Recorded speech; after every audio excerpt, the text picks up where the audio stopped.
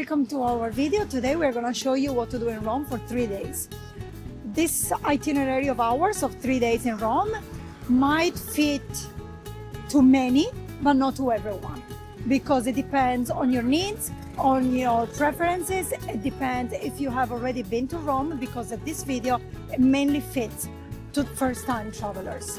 So if you want something more custom and more tailored to your needs, check out our link below, because we provide custom Rome itineraries. Quickly, I'm going to show you the map of the first day and then later the second and the third day.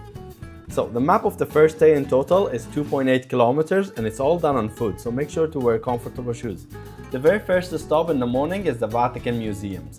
Our second stop is the St. Peter Basilica. As we get to this road, via the Porta Angelica, you have to queue here to enter the Basilica.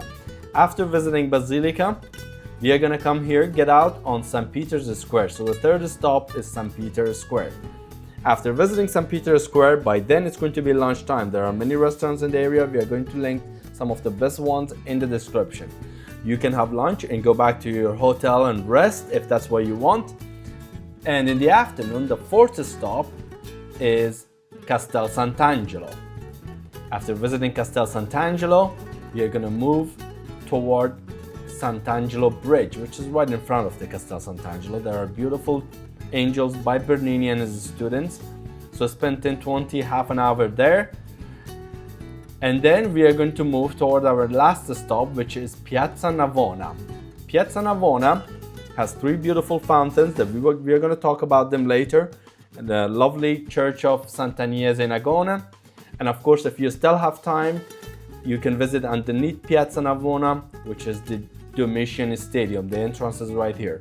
And if you still have time, after visiting all of this, there is this lovely chiesa, Church of San Luigi di Francesi, and there are Caravaggio paintings that you can visit. It's less than 5 minutes from Piazza Navona.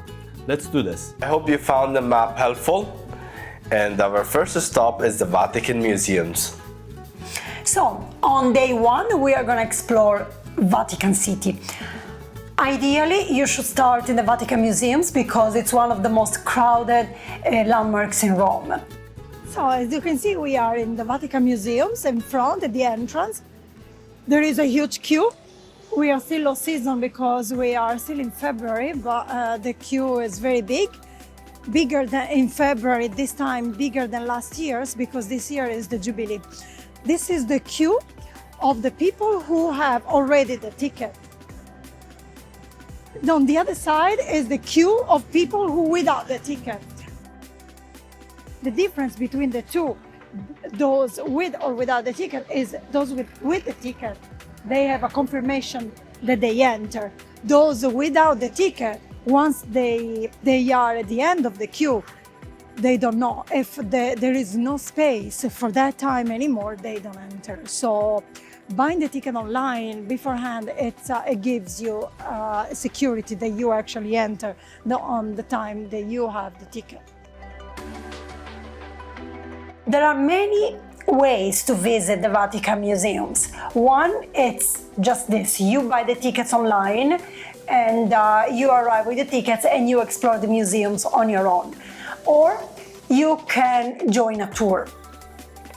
As I said, the Vatican museums are some of the most crowded places in Rome. So if you want a less crowded experience and a deeper, also richer experience, you can book a tour that either starts before the opening hours, so either very early, so you will be alone in the Vatican museums, or a little bit later, but still before the opening hours, where you will be with other groups, but still a very nice experience, because you will be able to see all the masterpieces in peace and also hear what your guide will actually tell you.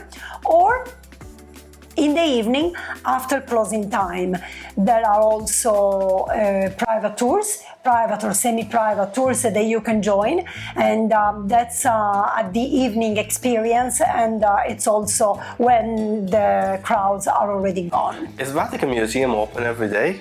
No, the Vatican museums are open from Monday to Saturday. So on Sunday they are usually closed, except the last Sunday of the month when it's free. It's open only from the morning and it's free, but it's super crowded. So if your first day in Rome it's Sunday, we suggest you switch with our second day of this itinerary, because otherwise the Vatican museums will be closed. Also, if your first day it's on Wednesday, the same, I suggest you switch with our second day, because on Wednesday there is the papal audience in St. Peter's Square. So the Basilica of St. Peter, it's gonna be closed for the morning. And since this day, the first day of our 3-day itinerary, the Vatican is on the morning, either Sunday or Wednesday. They are not good days to visit. The dress code in the Vatican applies to both men and women. Women cannot wear shorts or mini skirts, and everything should be below the knees. So even if you're wearing a skirt, it should be like a midi or below the knees. And the same applies also for men, because also men should have like long trousers. Also the t-shirts, if it's summer, obviously you can wear t-shirts, but the shoulders should be covered.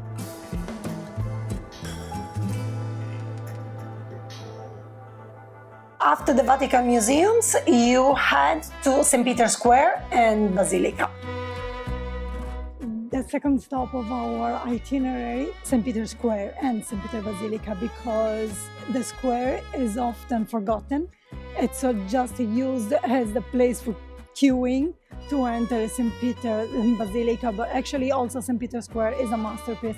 It's a masterpiece by Bernini, together with a colonnade. So I suggest taking your time to actually take in the beautiful view of the square before entering the Basilica, or after, because if you come from the Vatican museums, now there is a Jubilee, the queue starts, you need to come from Via Ottaviano, Piazza Risorgimento, and then do Via di Portangelica, and that's where the queue starts, you will see.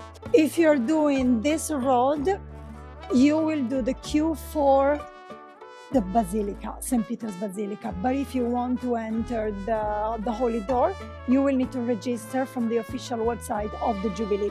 I will link it in the description below. And if you register to actually enter the Holy Door, your pilgrimage will be accompanied with by a volunteer, and it will start from the very beginning of Via della Conciliazione, so the large road, straight road right in front of St. Peter Basilica. So it's your choice, depending on what you want to visit. If it's only the church, Piazza Risorgimento, Via di Portangelica. If it's also with the Holy Door, you will register, you will get all the information, and you will start from the beginning of Via della Conciliazione. If you decide to do the Holy Door, obviously, after crossing the Holy Door, you will be inside St. Peter Basilica. St. Peter Basilica is a Renaissance basilica, and it's built on top of the Constantinian Basilica of the 4th century, and on top, like layer after layer, on top of St. Peter's tomb, that you can also visit by booking in the Vatican website. Once you enter St. Peter Basilica, you will see that it's a giant museum. There are many masterpieces. One of the most famous is La Pietà sculpture by Michelangelo. After you see La Pietà, you carry on, and you will see all the sculptures, and you will go to see the baldachin, also by Bernini. From inside St. Peter Basilica, you can also access the treasury of the Basilica of St. Peter, and I suggest visiting because it's another huge art collection. When you pass the security check of St. Peter Basilica, you have the option to go to the Dome, which has 551 steps. But if you want to skip some of these steps, you can take the elevator, and still you have to do 330 steps. That's an option that you have. A good view of St. Peter's Square you have if you go up, but otherwise you just continue into the St. Peter Basilica. When deciding if you want to climb the dome of St. Peter Basilica, you should consider the next stop is Castel Sant'Angelo. Also in Castel Sant'Angelo you will have the chance to go all the way up to the rooftop and have a beautiful view of the city, the river, and also of St. Peter Basilica. However, the two views are different because from the dome of St. Peter Basilica you will have a beautiful view of St. Peter's Square, which in itself it's a masterpiece. And obviously it's not the same view that you're gonna have from the top of Castel Sant'Angelo. Just they are two, so I don't know if you feel like doing both. And by the time you visit all of this, it's going to be lunchtime. So in the area there are some restaurants. We're going to link them in the description. Many they are touristy. That's they are for sure. quite touristy. So in the description we are gonna link restaurants that are close to around the Vatican, and they are good restaurants.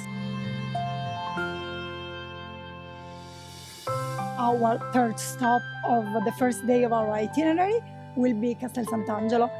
To reach Castel Sant'Angelo, it's from St. Peter's Square, it's very easy. You just take this long straight road, which is Via della Conciliazione.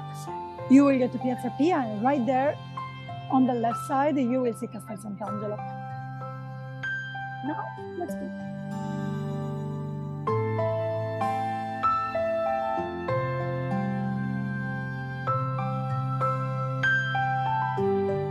After visiting St. Peter Basilica, the third stop of your first day in Rome is Castel Sant'Angelo, or also known as the Hadrian Mausoleum. Actually, it was built as the Hadrian Mausoleum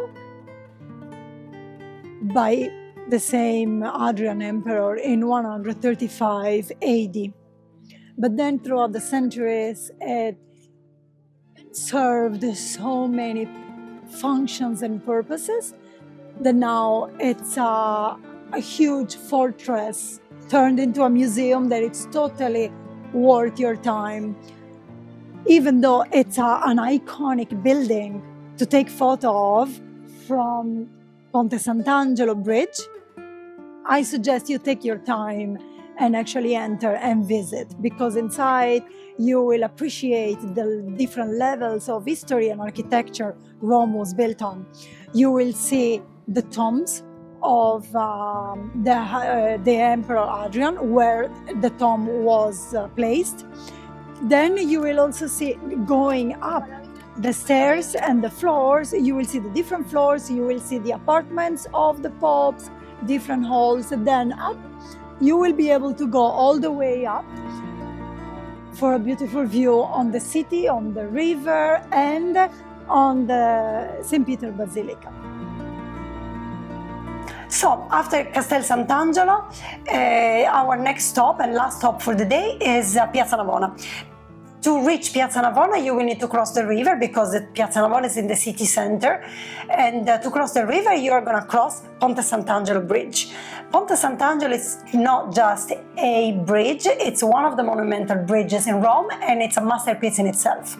In fact, it's apart from being like very old, because it dates back to the 2nd century, just like the Hadrian Mausoleum.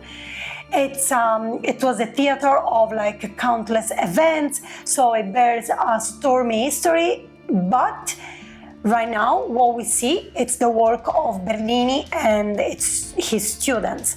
So I suggest taking a moment and see all the angel statues, which each angel represents a moment of the passion of the Christ. We have made a video about Ponte Yeah, they can check Sant'Angelo, that in the and you can check it and see if you're curious to know more about the history and the architecture of this beautiful bridge. And after the bridge, we head over to Piazza Navona, which is my favorite piazza in Rome, and our last stop. One of the most beautiful squares in Rome, Piazza Navona deserves to be explored and admired from literally every corner, starting from its underground. In fact, the undergrounds of Piazza Navona, it's the Stadium of the Mission, the ancient Roman Stadium of the Mission, which you can visit underground, and you will understand why Piazza Navona has this typical oval shape. Here we are underneath Piazza Navona because it's called the. You have noticed, I'm sure, Piazza Navona has an oval shape, an elliptical shape. That's because it was built on top of the Stadium of Domitian. Here, if you go behind Piazza Navona, there is the entrance, and here we are basically underneath the piazza because we are in the Domitian Stadium. You can see here the arches, the walls, and everything. And when you enter, you will be able to scan a barcode which is in the ticket. You will see there is a barcode. You will scan it with your phone, and you can listen to all the explanations of each of the place, all the statues that they found, and all the history. If you're interested in visiting the Stadium of the Mission, I suggest to do this first because it closes at 6:15.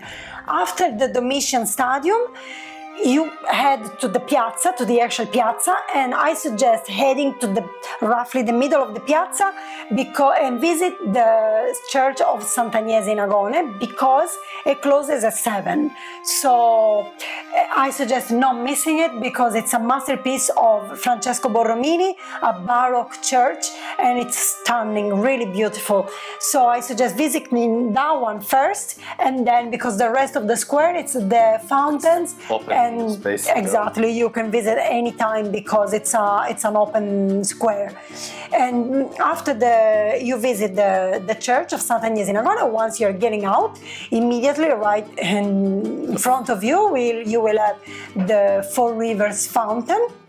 Beautiful. By Bernini, with the obelisk, the Egyptian obelisk on top, and you visit that one. You will see all the four rivers, and if you're curious, we have made a video also about Piazza Navona where we explain all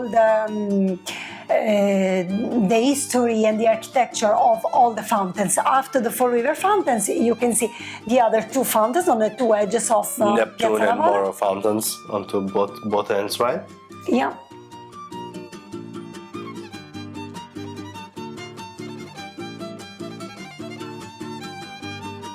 After Piazza Navona, if you still have time, visit the Church of San Luigi di Francesi, which is right behind Piazza Navona. And the main highlight of this chiesa, this church, are the paintings by Caravaggio. And in Piazza Navona, you can come back and have your dinner and the gelato if you want at Grom, which is located right in the piazza. Before the gelato, you can have either dinner or aperitivo, because in front of Grom is Il Tagliere Toscano, and we have been recently and we were very happy. For us it was aperitivo, but it ended up being our dinner because tagliere in Italian means platter. This place is specialized in actual platters, and they are huge, giant platters where you can have you can order different platters, vegetarian, with cold cuts, with cheese, different flavors. They are very big, so the aperitivo can easily become a dinner. Yeah, for us it was dinner. After the Il Tagliere Toscano, after your aperitivo dinner, you can cross and you can enjoy a gelato from Grom. That's for sure. Well, this marks the end of the first day. I hope you are not too tired. See you in the morning. See you in the morning.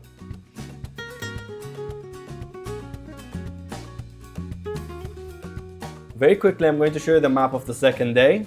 In total, it's 4 kilometers and it's all done on foot, so make sure to wear comfortable shoes. I'm going to link this map in the description. The very first stop is Piazza del Popolo. As for what to see in all these stops, we're going to talk about them later. So the first stop is Piazza del Popolo. The second stop is the Spanish Steps. The third stop is the Trevi Fountain. Trevi Fountain. The fourth stop is the Pantheon. It's going to be lunchtime by then. We are going to link some of the best restaurants in the area. Afternoon, in case you want to go back to your hotel. In the afternoon, the fifth stop is going to be Largo di Torre, Argentina, where Julius Caesar was assassinated. Next is going to be Jewish Ghetto. There are a couple of nice things to see in this area. Jewish Ghetto right here. And our last stop is Trastevere, the other side of the river. So we are going to cross the river, the Tiber River, and we are going to come to Piazza di Santa Maria in Trastevere. Lively piazza where you will normally find some musicians and lovely bars around the piazza. In front of the piazza there is also a nice church of Santa Maria in Trastevere. So this is where we are going to finish the day, because it's a lively area, especially in the evenings. And if you want a gelato, right behind the piazza there is the Otaleg, a nice gelateria. And if you still have time after visiting the church and this square, you can visit Piazza Trilusa right here, where you will find musicians again and many artists, painters as well, in this piazza, in this square. Today we start from Piazza del Popolo. Piazza del Popolo is one of the biggest squares in Rome, and it's basically the glamorous entrance to Rome city center. You can easily reach Piazza del Popolo very easily because before the entrance, it's a metro stop from line A, Flaminio, and several buses. So if your hotel is not right in the city center, you can take the metro.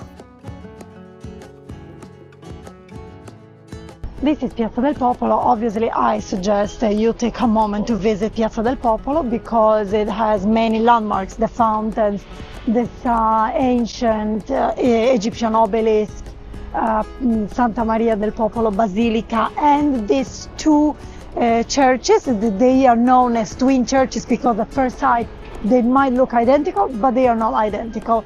And they are at the entrance of the Tridente Road. To go to our next stop is the Spanish Steps. To go to the Spanish Steps, we take Via del Babuino.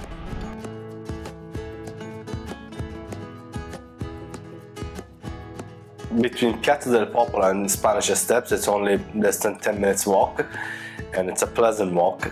I highly suggest that you just do the walk and enjoy the views and all these architecture. Via del Babuino, it's also very lovely shops as well. Very nice shopping all good brands.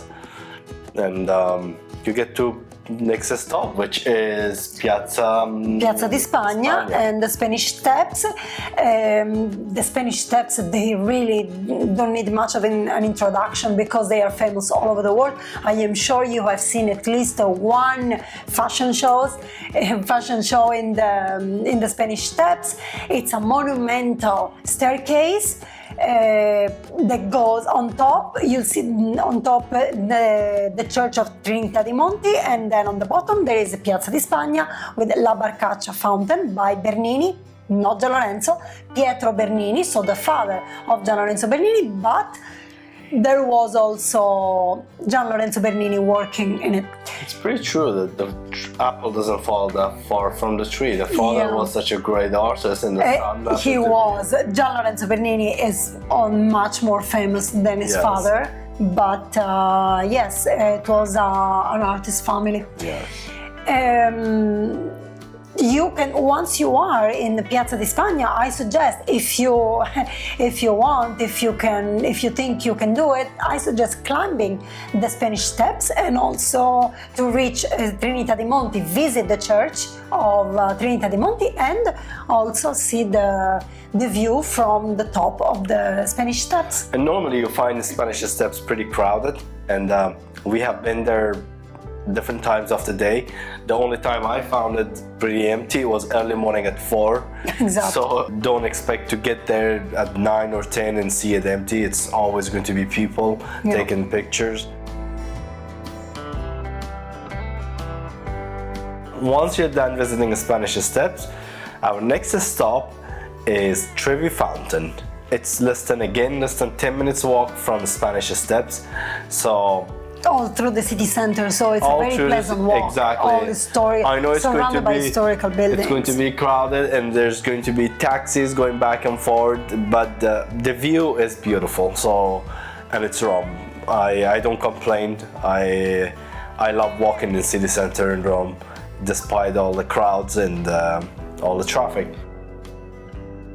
In the Trevi Fountain, you can see pretty much everything from the street level. And you don't have to pay if you want to go even down, but you have to queue outside. It's a new rule to manage the crowds, and at least for now you don't have to pay.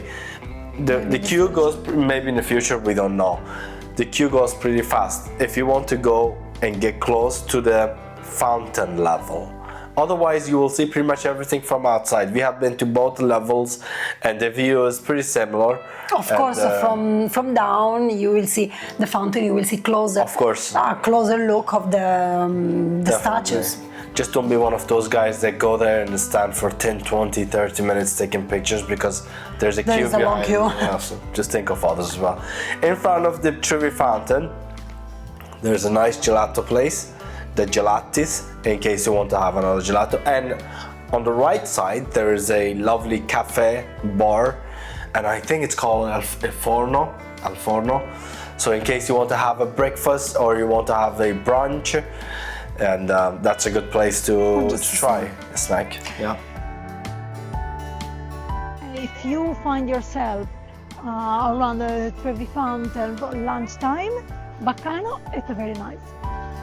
And we tried many times, so we know it's very nice. I haven't tried Al Moro restaurant, but I heard it's also nice. Let's carry on towards the Pantheon. If you think that you can do all the stops up to the Pantheon in the morning and then have lunch in the Pantheon, I suggest booking Armando, your lunch in Armando way ahead, like even 1-2 weeks ahead, because otherwise you just don't enter. It's very popular. The next stop is the Pantheon. If you don't buy your ticket online, you can come here, you enter, and it actually runs quite fast. 5 euro tickets.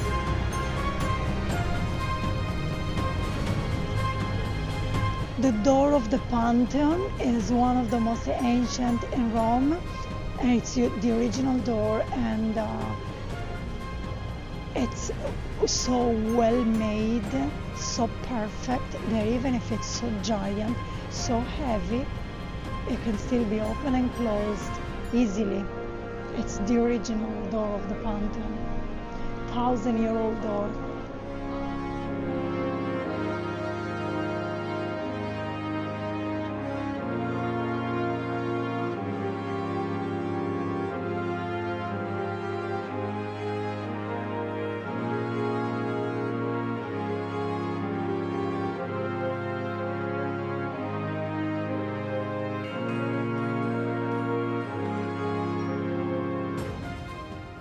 The next stop is Largo di Torre, Argentina. This is where Julius Caesar was assassinated. And again, it's within walking distance of Pantheon, because it's in the city center. So another 10 minutes of walk and you are going to be in the Largo di Torre, Argentina. The entrance is €5 to go down into the bottom level. Otherwise, you can see it from the street level as well. But if you want to go and see it from closer distance. And also read the panels and visit because there is a museum, also a covered museum inside, which you cannot see from the street outside. level. True. The entrance ticket, you can buy it right here at the street level outside. I've never seen a queue there. No, me neither. And we highly recommend visiting, actually going Very down and interesting. visiting. Very interesting. There's also a a cat sacred- colony, right? there? Yes, it's one of the most famous cat colonies in Rome. So when you visit the archaeological ruins, you will also see cats here and there. They're very nice and very well looked after. But the Largo di Torre Argentina, it's a sacred area. So you will see the ruins of the temples that they were there. They will also tell you roughly where Julius Caesar was killed, because Julius Caesar wasn't killed in the sacred area. He was killed in a Senate hall, which is right like slightly behind one of the temples, and the actual place, the Curie of Pompeii where he was killed, it's under the modern street, so you cannot visit. Hopefully one day they will do some diggings, excavations, and they will actually open this to the public also. Yes, but Rome never stops digging. They Exactly. always try to get us something new, so There is a we are surprise hoping. every day in Rome. Well, after visiting Largo di Torre Argentina, we are going to walk toward the Jewish ghetto, which is again some 5 to 10 minutes walk, not longer, from this area. And it's a pleasant walk again, so let's go there and see how it looks. Yeah.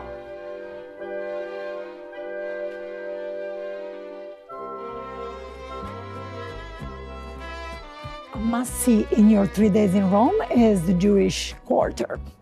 If you happen here, this is Via Portico di Ottavia. If you happen here, don't miss in the very beginning, the number 1 place. You're not gonna see any label, any name. It's a bakery. It's the best bakery in the area, and you can try very authentic, typical kosher cakes and breads, and it's the very best, because in the area the food, it's a little bit tourist quality, so that one, don't miss it. The Jewish quarter, it's also interesting for its history, for the Museum of the Jewish Culture, and for the archaeological site of Portico di Ottavia. Let's go.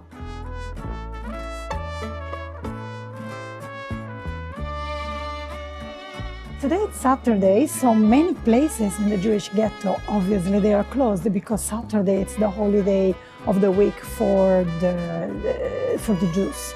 So as you can see, many restaurants are closed. That bakery that is very authentic and traditional, it's closed. Some are open. If you happen here on Saturday, remember that many of the restaurants will be closed. So if you wish to eat here, call and book. Otherwise, it's very difficult to enter.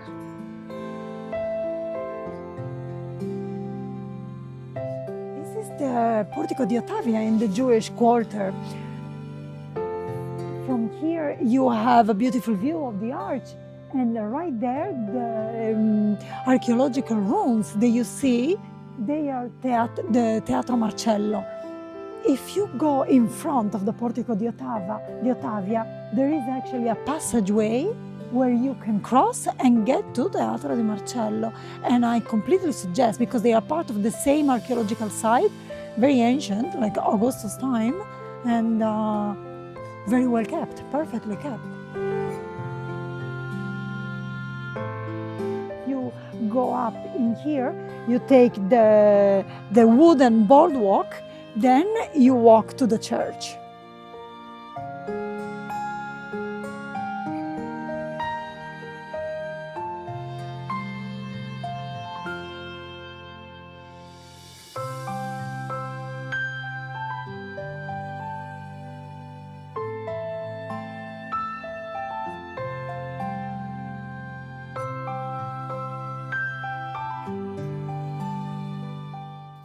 Now, once we are done with the Jewish ghetto, we cross the river and we get to Trastevere. Trastevere, it's a very famous neighborhood, very popular. It's packed with all types of restaurants, gelato places, coffee shops, and also landmarks. In Trastevere, the very heart of Trastevere is Santa Maria, the Basilica of Santa Maria in Trastevere, which is in the Piazza of Santa Maria in Trastevere. But there are also other churches, and it's close to the Janiculum Hill. From Trastevere, we have done actually a very nice walk, Yes. if you want to follow, and we made a video, so we'll link it here. You can click on it and you can check out also our easy Trastevere itinerary. I will link in the description our full itinerary of Trastevere.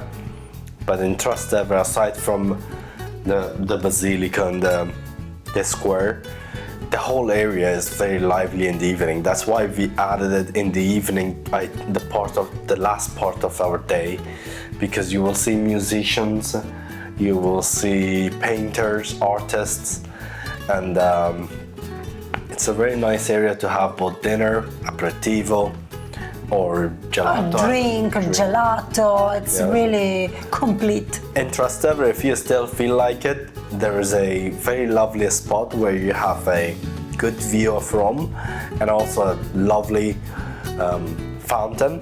It's called the fountain. Fontanone, we call it Fontanone. Fontanone, Fontana dell'Acqua Paola, because it's the last fountain of the aqueduct, but it's in Rome we just call it Fontanone. The big fountain, because it means big fountain because it's huge. Aside from the fountain, there's this lovely panoramic view of Rome you will get in the evenings, and I recommend if you still have the energy to do the walk, because it's another 15-20 minutes walk. It's in the Trastevere area, just In the Janiculum Hill. Yes. If it's not too late in Trastevere, I also recommend entering Villa Farnese, because there are the frescoes of Raphael.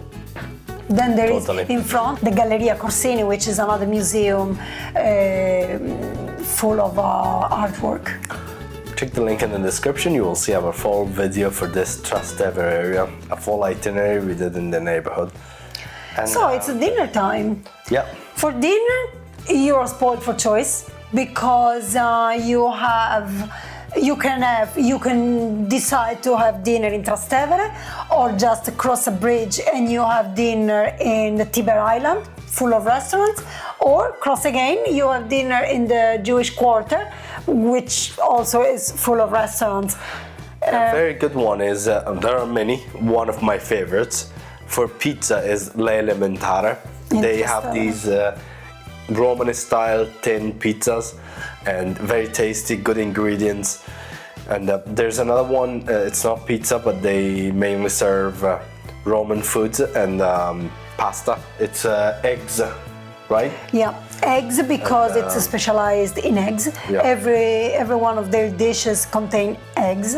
Yes, and if you go to the eggs, make sure, unless you like it, make sure to ask well cooked, because they normally cook the pasta al dente, which is a little bit harder.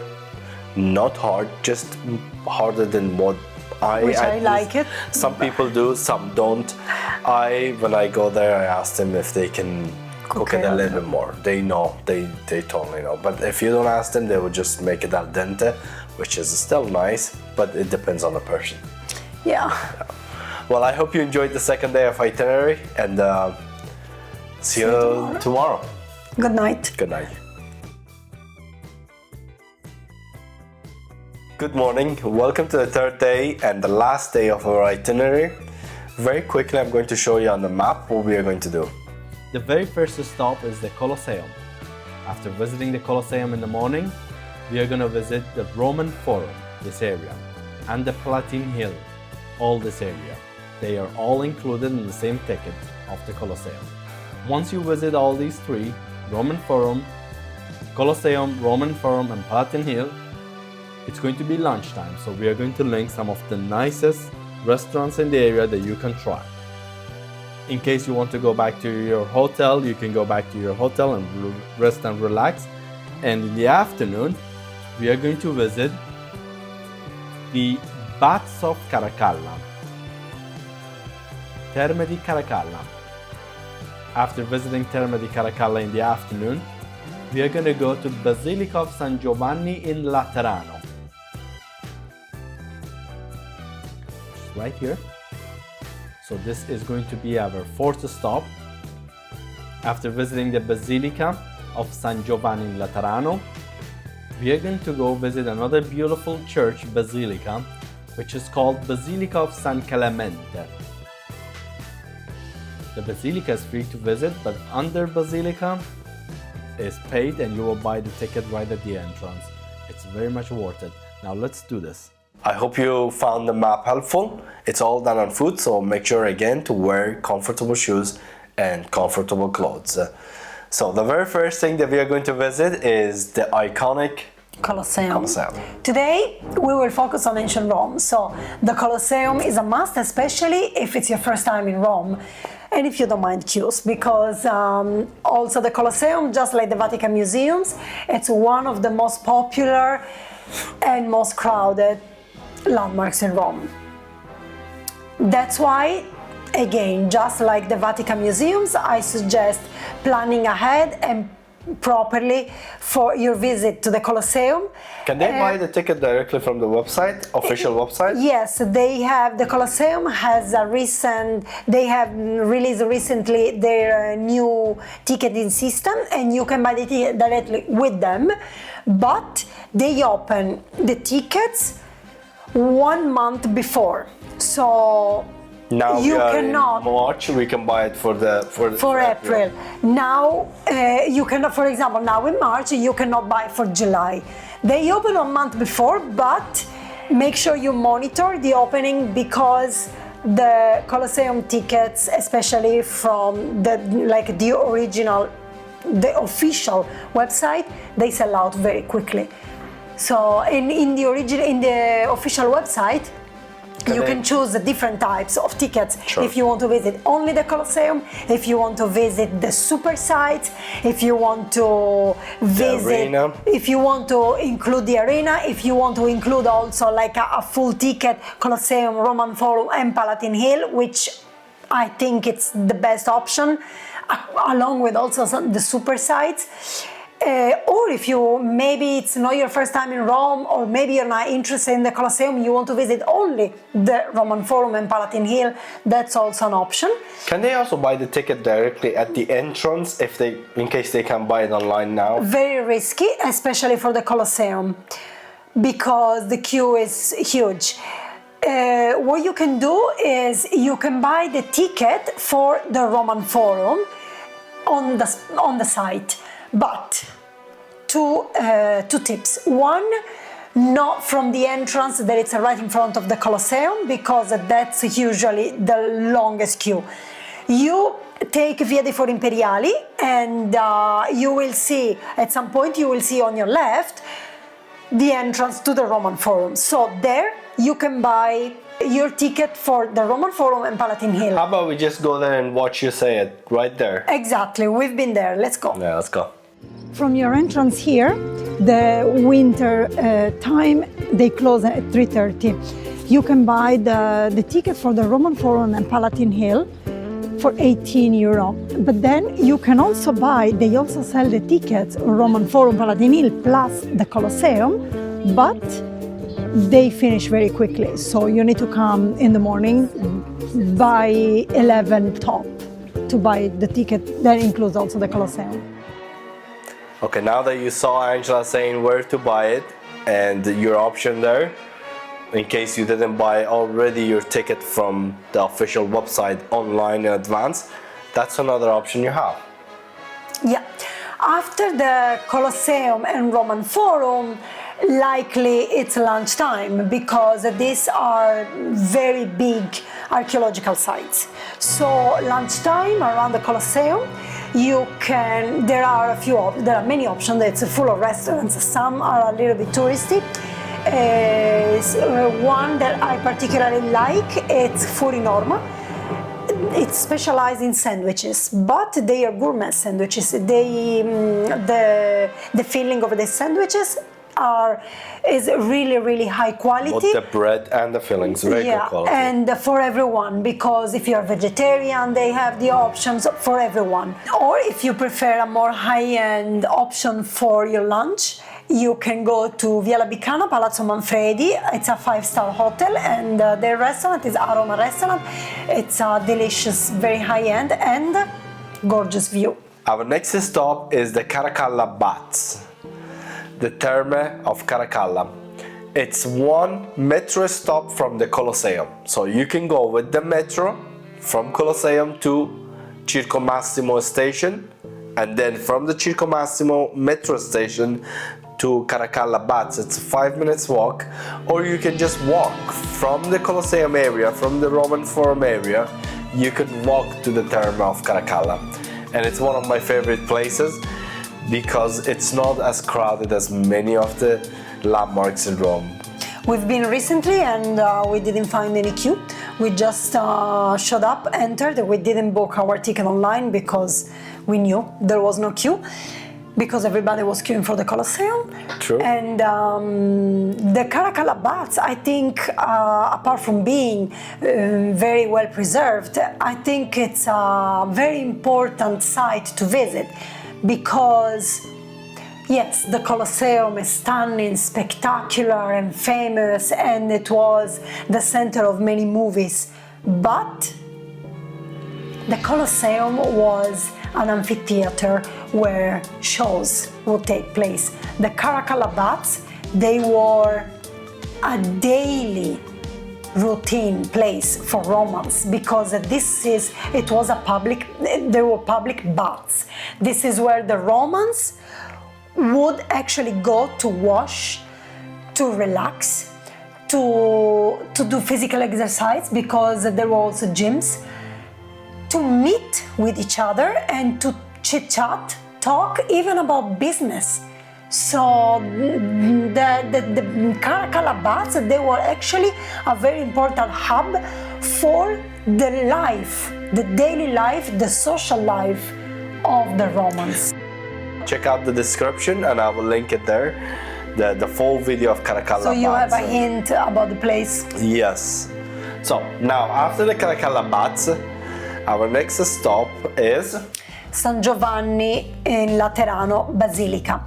This is also a short walk and pleasant, because it's a beautiful area of San Giovanni San Saba. It's one of the 4 papal basilicas in Rome. Now we are in 2025, so it's Jubilee year and the Holy Door is open. So if you're watching the video now, and now they are making it in 2025, you can also go and cross the Holy Door if you are a Catholic, and experience the Jubilee and get the plenary indulgence. Sure, even if you're not a Catholic and you want to see how it's done, and I'm very much eager to do it, so I'm going to do it soon. In San Giovanni in Laterano, it's an important church, because it's actually more important, like for Catholics, for the Roman Catholics and the city of Rome, it's the seat of the Bishop of Rome, which is the Pope.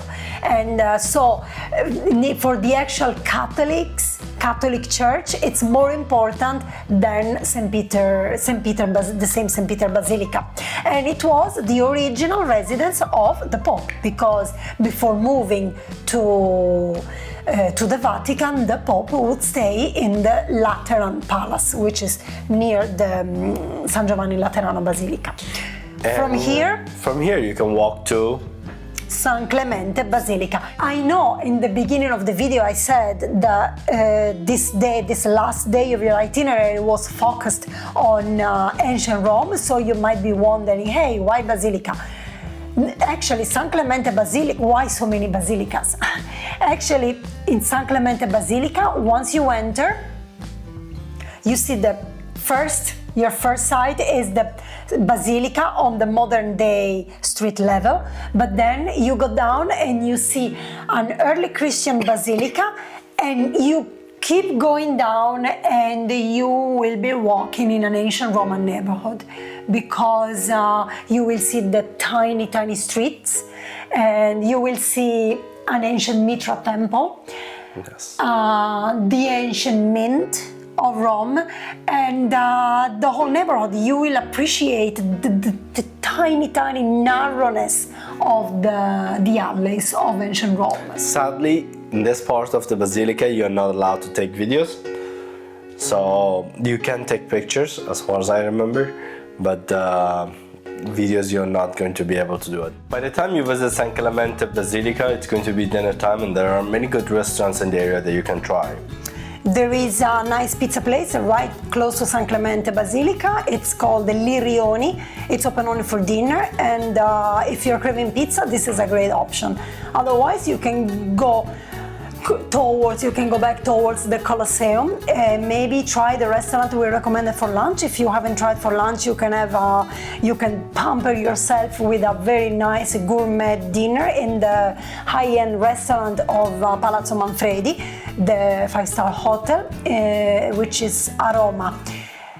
Aroma has also a beautiful view on the Colosseum and the archaeological site. Otherwise, you can go back towards San Giovanni in Laterano Basilica and choose a restaurant around in the area, because it's the Esquilino neighborhood and it's very nice. Yeah, many options. Well, this marks the end of our 3-day Rome itinerary, and this itinerary should fit pretty much most visitors, especially if it is your first time. But if you have a specific need and you have already seen all the places we have mentioned in this itinerary, and you need something more specific, something that caters to your needs, we offer customized itinerary that you can book those services from the link in the description below. If you have more questions, or if you want to suggest a topic for a new video, let us know in the comments below, and we will answer.